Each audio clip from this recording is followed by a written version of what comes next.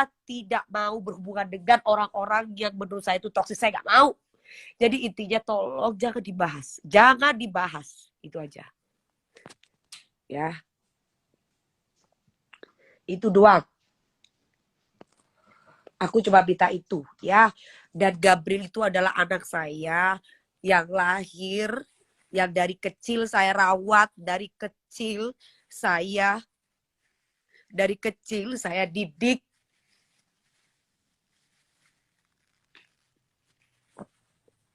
Saya nggak ngerti ya siapa kamu itu yang lagi bikin konten sama dia. Saya nggak kenal sama kamu ya Mas.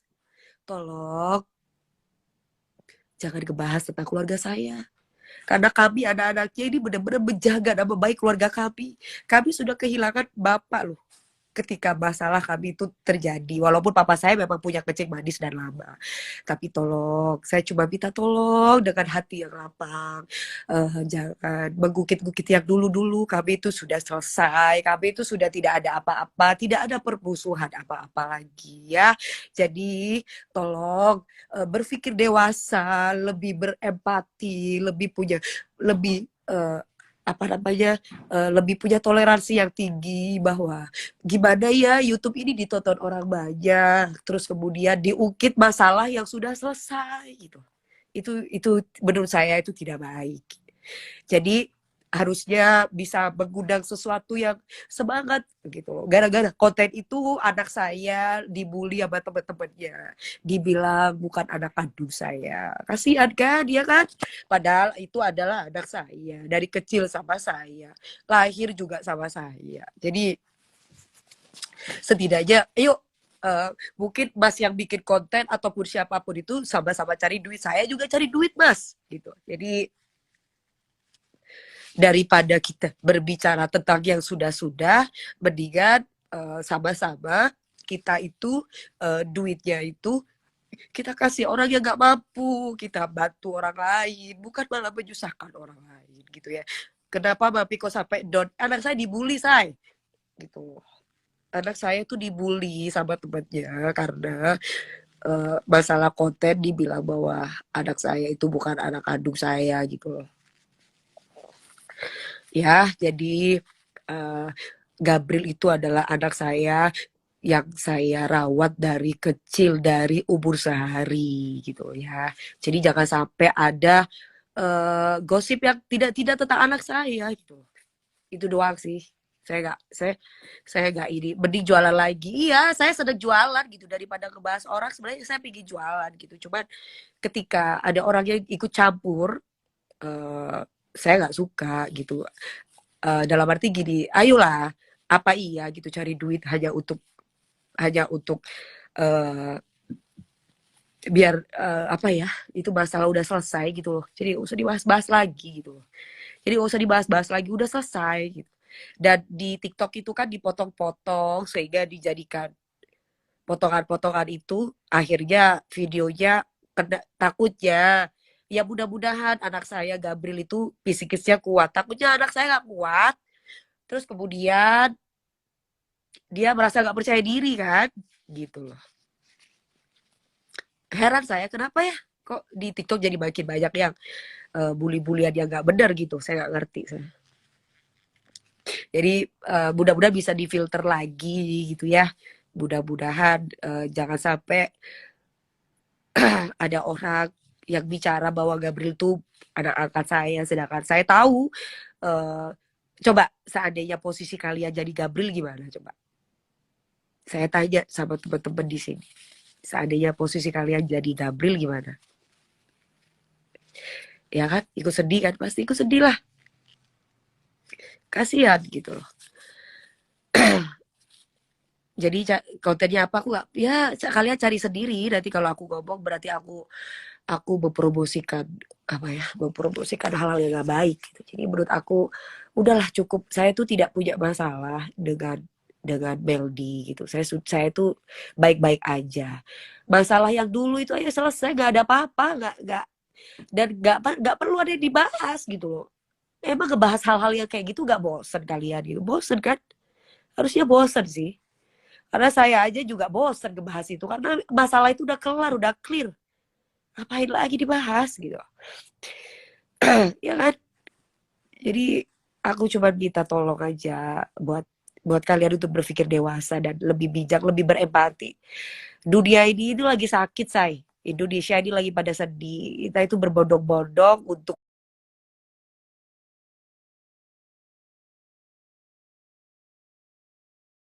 dapat rezeki yang halal, kayak gitu supaya kita ingat gitu loh. Supaya ditegur sama Tuhan. Kenapa corona ini gak cepat selesai? Kita itu ditegur gitu.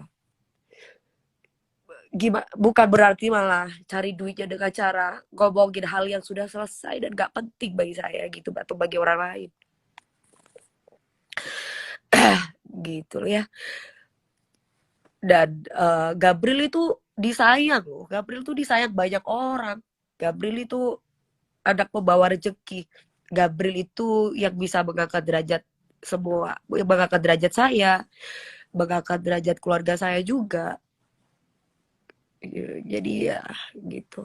Ya gitu sih, sebenarnya saya nggak mau nangis gitu, saya cuma tersentuh gitu, hati saya itu seperti tidak menerima ketika ada orang, apalagi masih sedarah, bilang dia anak angkat. Itu kayaknya saya aja yang merawat dia dari kecil nggak pernah ngomong dia anak orang, ini itu anak saya. Itu fitnah, yang bilang Gabriel anak orang itu fitnah gitu, ya kan. Iya, saya tuh jauh dari Gabriel sekarang. Dia ada di Jember sekarang. Kalau Gabriel ada di sini, mungkin saya bisa bisa peluk dia gitu kan. Udah selesai lah gitu, maksudnya udah bisa kasih. Dan Lebi pun juga bukan berarti Lebi itu anak yang nggak mandiri. Salah kalian gitu. Saya nggak, Lebi tuh dari dulu pinginnya itu ngekos, pinginnya itu kontrak, karena ketika itu Lebi juga banyak yang bully. Dibilang Lebi itu bajak lah, dibilang Lebi itu nggak mandiri. Gini guys, kebetulan ini biar sekalian ya, saya sudah terlanjur sekalian live lah, sekalian nih, udah terlanjur soalnya, biar tahu gitu loh. Soalnya pun saya juga nggak terasa saya tuh keluar air mata. Ini bukan air mata gimana ya, ini air mata untuk anak saya, bukan air mata untuk orang lain. Ini air mata untuk anak saya yang saya cintai. Lebi itu mandiri anaknya, tapi dia dibully oleh saudara kandungnya sendiri, oleh yang sedarah, bukan kandung ya, sedarah. Dibilang eh, lu nebeng lah sama tante lu gak mandiri lah, lu itu beginilah, lu tuh begitu. Salah, kalian itu yang berprasangka kayak gitu itu salah. Saya yang minta Gabriel itu untuk bersama saya, itu saya. Lebi bersama saya itu saya. Karena apa? Karena Lebi itu perempuan, masih gadis, masih perawan. Saya gak ikhlas kalau gimana ya, mungkin secara wawasan mendidik anak itu berbeda-beda. Kalau saya gimana, saya dari kecil kan dipigit ya guys sama orang tua saya. Jadi ketika saya punya Lebi, saya merasa Lebi ini anak saya, anak saya. Jadi saya minta Lebi itu tinggal dengan saya supaya pantauan atau pengawasan dari saya itu dekat gitu. Jadi ketika kalau Lebi itu ngekos atau Lebi itu kontrak, saya sedih saya. Orang saya ibunya kok, punya rumah, ngapain anak saya kontrak? Ibaratnya itu kayak gitu. Jadi Lebi itu juga sempat nangis dulu ya. Lebi itu juga sempat berpikiran negatif sama saya. Maksudnya gini, bukan negatif ya gimana ya, sempat gini. Tante, saya dibully orang, bla bla bla bla bla, dikira saya itu sama Tante Dewi manja, dikira saya itu begini. Padahal Lebi itu nggak kayak gitu. Saya yang minta Lebi untuk tinggal dengan saya. Kalau kakak saya, Mas Bin, Mas Fatur itu tidak pernah menyusahkan saya. Kalau ada yang bilang kakak-kakak kandung saya itu menyusahkan saya, itu fitnah. Kakak kandung saya justru yang nomor 2 sama nomor 3 itu tidak pernah menyusahkan saya. Mereka malah nggak enak lebih tinggal sama saya. Takut menyusahkan saya. Tapi saya sendiri yang merasa bahwa saya punya tanggung jawab loh sama sama Lebi gitu loh. Saya merasa bahwa Lebi ini anak saya gitu loh. Jadi ketika Lebi itu ngekos di tempat orang atau tinggal di tempat orang lain, saya adik macam apa? Saya orang tua macam apa? Membiarkan anak perawan, anak masih gadis, gak tahu kota besar, tinggal di tempat orang lain. Setuju gak sih guys? Kalau saya sih, akhirnya saya bilang sama kakak saya, tolong izinkan saya untuk bisa mengasuh, membina, merawat, membimbing Lebi. Itu. Makanya Lebi tinggal dengan saya. Saya bilang sama anak itu, jangan mau, jangan mudah gampang mendengar omongan orang, nak. Bagaimanapun kamu harus dalam pengawasan Tante Dewi. Karena apa? Ketika dia itu menikah sama suaminya, dia memberikan keperawanannya untuk suaminya, kehormatannya untuk suaminya.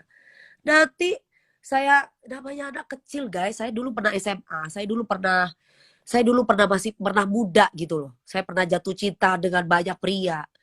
Gimana coba? Dipegang tangan pasti pingin dipegang pipinya. Dipegang pipinya, dicium pipi, pingin dicium bibirnya. Dicium bibirnya, kepingin dicebak teteknya. Dan yang lain-lain. Dan bahkan mungkin bisa suami istri tidur, ya kan? Bener gak? Setuju gak sih? Coba. Ya kan? Lah, saya gak mau jauh dari Lebi. Gitu loh. Apalagi nanti si kecil Rabel. Jadi ya orang yang bilang saya suruh jauh dari ponakan saya, dari Lebi, itu berarti orang itu iri, dak. Saya bilang gitu sama Lebi. Lo orang tahu, coba tanyain, anaknya itu sampai sekarang masih hidup tuh si Lebi. Temennya datang di rumah, bertamu guys. Jam 9 malam gak pulang, saya turun. Kamu udah jam berapa ini? Pulang. Saya gitu. Karena saya sayang sama anak saya Lebi. Coba kalau dia ngekos. Coba kalau dia kontrak. Bukan gak mampu. Orang abang saya itu punya bisnis kok. Yang kedua sama yang ketiga. Lah kalau saya ingin memberikan sama abang saya nomor 2, nomor 3. Karena saya merasa punya rezeki lebih. Lebih di mana sekarang Mami? Lebih pulang saya ke Jember sama Gabriel. Karena ada peraturan PPKM. Akhirnya mereka gak bisa pulang ke Jakarta. Satu, kasihan kan, takut. Saya tuh takut. Kan lagi, COVID itu lagi naik-naiknya loh. Wah, ketika itu ya, ini sekarang alhamdulillah di Wisma Atlet, alhamdulillah apa namanya sudah mulai mengurangi kan. Kemarin ada pengumuman, berarti Bapak Jokowi benar-benar memberikan yang terbaik buat pemerintah, buat kita semua gitu. Jadi kontribusi apa sih yang sudah kita beri buat negara? Jangan sampai dikit-dikit, kan semua tuh butuh pelan-pelan ya saya. Makanya aku bilang sama anakku, Mama ini public figure. Kamu nanti sama Mbak Lepi datang ke Jakarta, nanti ada petugas atau ada